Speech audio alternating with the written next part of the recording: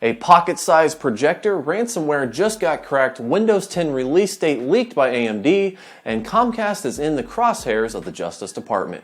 These are today's bits.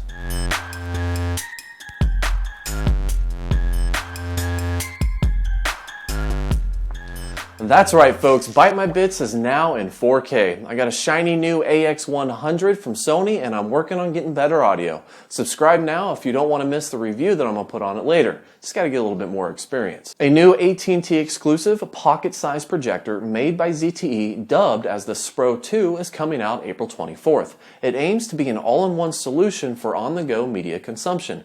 Just whip it out, power it on, and you have a 120-inch screen available for you anywhere you go. Pricing is said to be at around $400 or $500 depending on whether or not you want a contract with AT&T. I mean, this thing can play Netflix, Hulu, stream off your Google Drive, or even plug into your PS4. Personally, I can't wait to see if it can play Plex. I would assume that it could though because it runs off of Android. Be sure to check out the description for the more juicy specs on it, but my initial thoughts are that as long as this thing can pump out a clear enough picture to be useful, it's something to be excited about.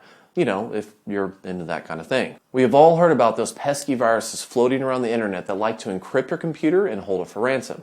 Well, the folks over at Kaspersky has released a decryptor absolutely for free. It will undo the damage done by the ransomware known as Coinvault.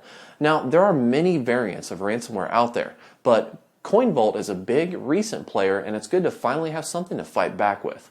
I can see a cat and mouse game between the virus makers and the Kaspersky developing this.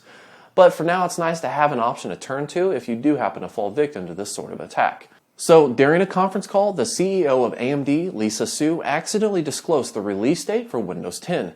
Now, we've all known for a while that Microsoft has planned on releasing it sometime during the summer, but now we know that it will be released at the end of July. And some have actually speculated that this may or may not be accompanied by a new video card from AMD. It's about time. Oh wait, NVIDIA just announced their 980 Ti for release right around the same time, which actually happens to be the card that I really want. Well, I mean, I really want the Titan, but let's be real. Poor AMD though, they just can't catch a break.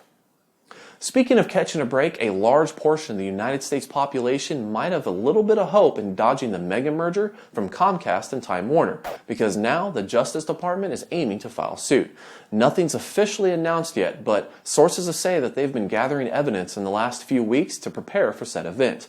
Hopefully, between the FCC and the Justice Department, we can avoid this entire tragedy and just move on with our life. I really want to get your hopes up though. Comcast has spent more money buying off politicians in the last year than they've spent in the last decade on customer service. I mean, am I right?